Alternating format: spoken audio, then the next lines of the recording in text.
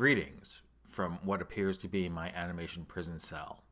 Today, I'm going to be sharing an excerpt from a conversation I had with animator, director, filmmaker Candy Kugel. Took place about a month or so before the pandemic began. So bring your mind back to a time when you could leave your house without a mask and hug people and eat in restaurants and do all those great fun things which we will never again experience. And listen up. You can see more of Candy's work at buzzco.com, buzz with three Z's, BUZZZCO.com, and listen in. This is probably one of 3 or 4 clips which we'll be sharing in the next several months of this interview, and thanks for listening.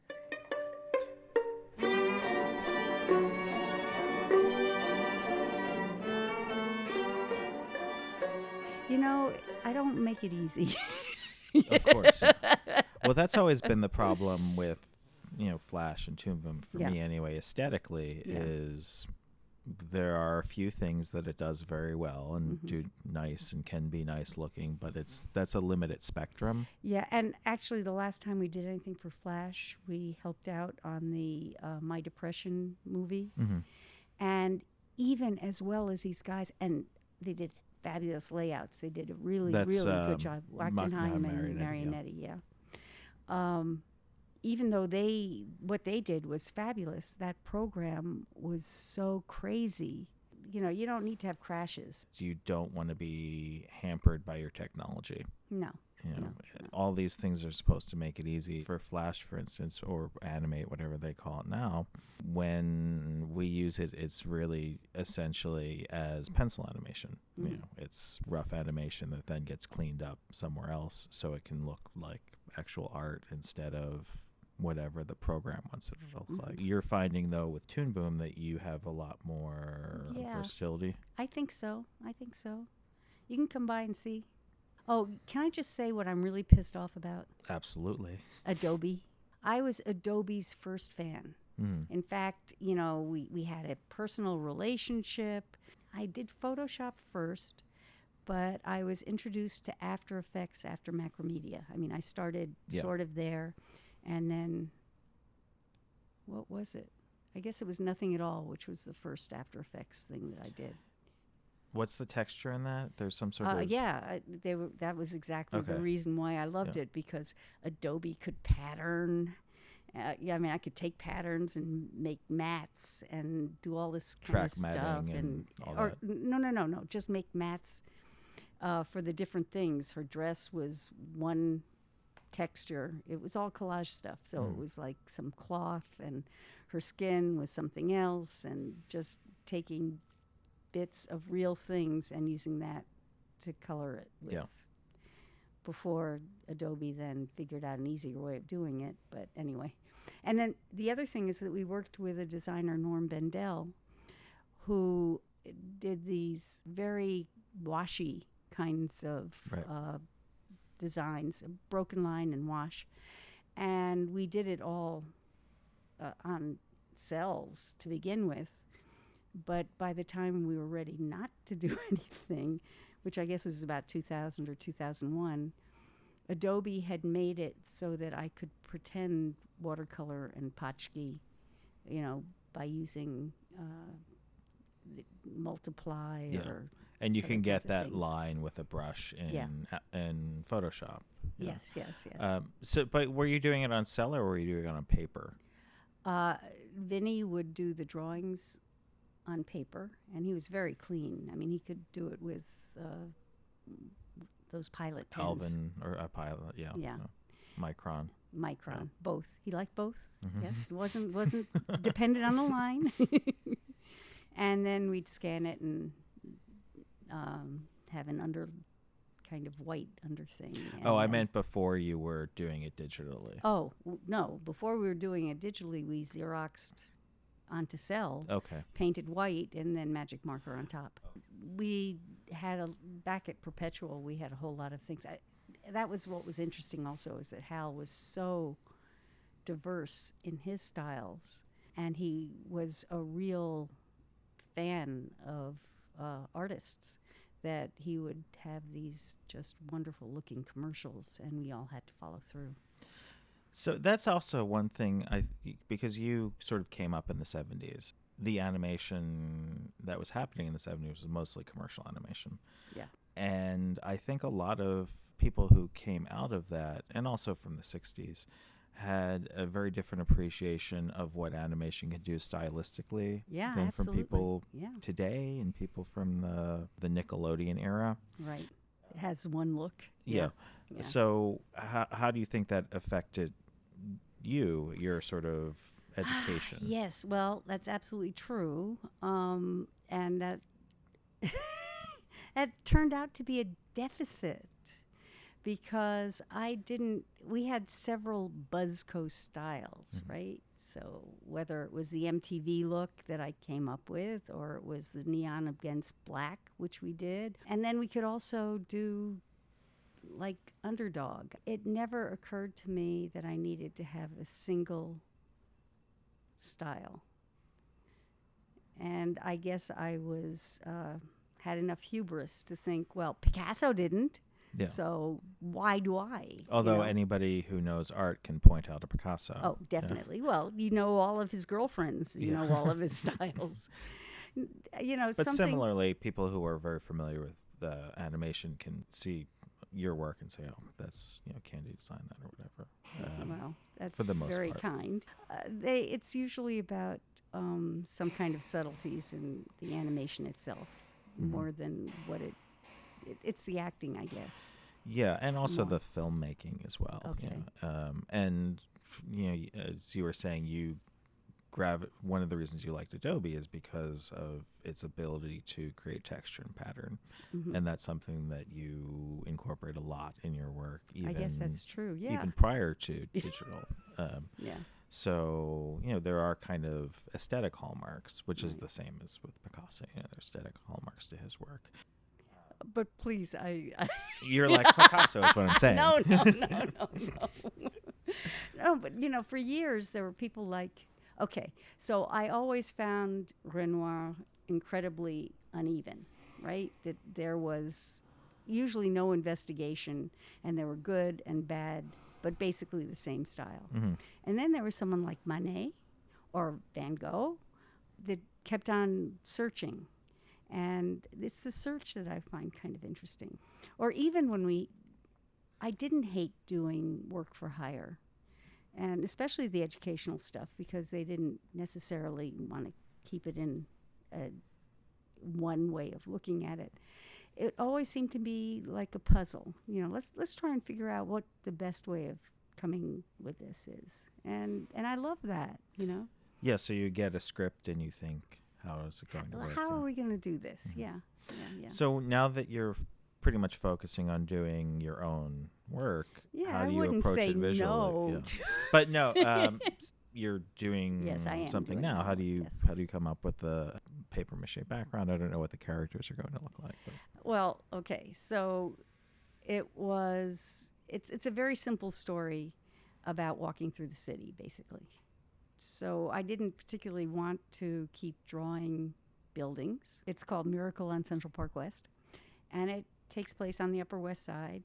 And the last thing I wanted to do was draw buildings, because I am not crazy about perspective anyway. Growing up working in the 70s where flat was good, this whole insistence on round and perspective gets me nuts. I like flat design.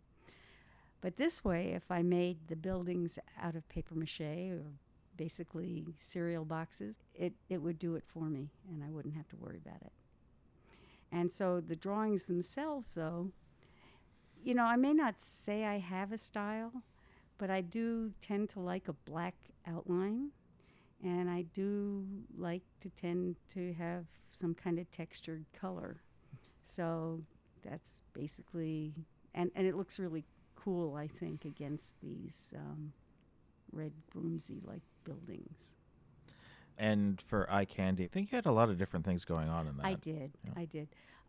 Because that was something that I was very concerned about, because I had that kid's drawing, and I had a lot of materials that was photographic, and I knew I had to draw also, so how to incorporate all of it. And there was a Picabia exhibit at the Museum of Modern Art and his idea of collage, and I went, oh, that's stupid, of course I can do Picabia. And that's, sort of how that happened. It's interesting that we sort of came around to this is with a lot of younger people today, for instance, they are successful based on style, the way that illustrators were once successful based on style. That feels to me like a change. Do you see anything like that? I absolutely see that. And that is an issue. When I started out, Hal being the first person I worked for, because it was it was a union studio, but it was not, what was it called? Anyway, the kind of work that one was covered by the contract. So it was work that I could help him with, but because it wasn't under any category, I didn't. Because he was a producer, so he wasn't unionized? No. He was designer director. Oh, so he was in the union then? Yes. He was. The whole studio was union. And because I was doing it was so part of my brain for so long, it was nothing covered by the union contract, so I could be his assistant. Oh.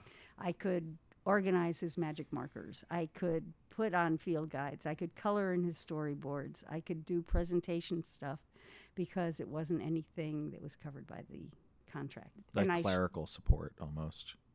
Well, not really, because I didn't have to file anything and I didn't have to write anything. It was, I guess, comparatively for an artist it would be. But I also got to see how he worked. And actually, there was some stuff that I ended up doing that first year that I shouldn't have been doing, but they were against deadlines.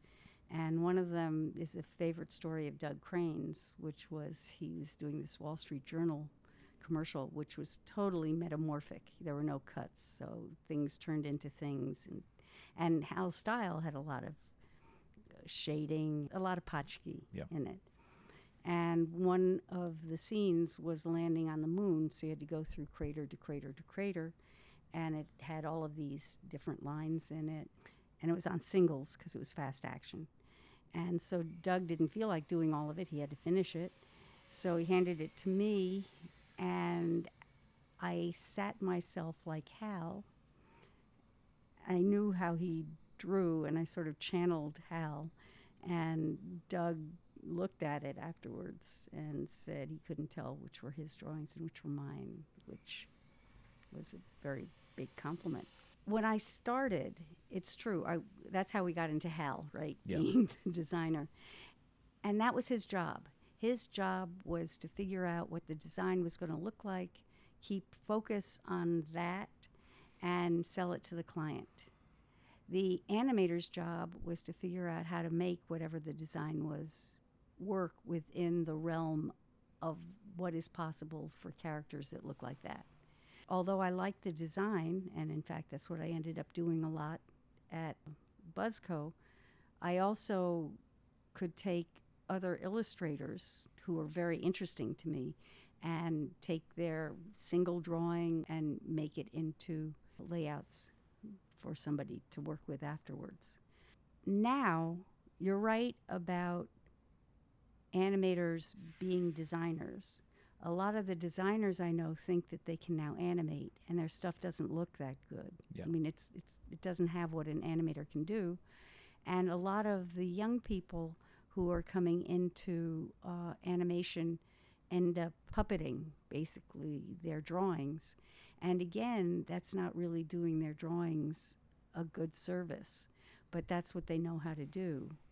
And those that are interested in drawing end up having basically all the same design because they think that that's the only design they can draw. And I guess this is my big question.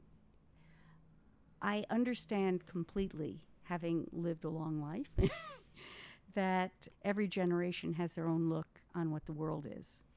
And I certainly remember very clearly the guys that I first started working with who had come from, either famous studios or Terry Toons, and then even the first commercial studios, what their outlook on what animation was, and oh, these kids, I can't, whatever, and then not being able to work later, some of them. I was also very aware of some of the designers who came in when I was first starting and thinking, what are they doing? Don't they know their stuff looks really old-fashioned? It's my understanding at this point that what I think of as being a fair studio, what I think of as fair work conditions, what I think of as proper client behavior is not a concept that is shared with the majority of the world today or that next generation. So I don't know how to advise young people. I can only keep doing what I know how to do, but I don't know how they can make a living doing it. I wonder if there is a lesson there. You've found yourself in this new place, which is very similar to a lot of young people coming up out of school, where they're like, okay, I'm going to make my own stuff. I'm going to do it on my own. I'm going to be this one person thing. And maybe there is something there where you can look at people who are whatever successful on Instagram and doing short That's things, so much work. That's always the trick. So you're like, I'm just going to keep doing what I know. But I wonder if there is some kind of synergy there. This next chapter of your life might actually resemble more what young people are doing now than you expected. Well, I've been asked to mentor, which is different from having an intern, I'm told. I don't know. Actually, I helped quite a number of SVA students when I was still teaching there do their final projects, and that I thought of as a mentoring situation. And that was fun, and some of them were very successful, which is nice too. So maybe I can learn from them. I don't know. Maybe I'll be less scared of my... Just something to think about. Be okay. I don't know. Yeah. That's very interesting. So Yeah. thanks again so My much. pleasure. And thank you all for listening. And special thanks to Ann Beal for our intro and outro music. We'll be back next week with Picture on another element of this crazy animated world. In the meantime, like, subscribe, share, hit bell, do all those things, comment, and see you next time. Thank you.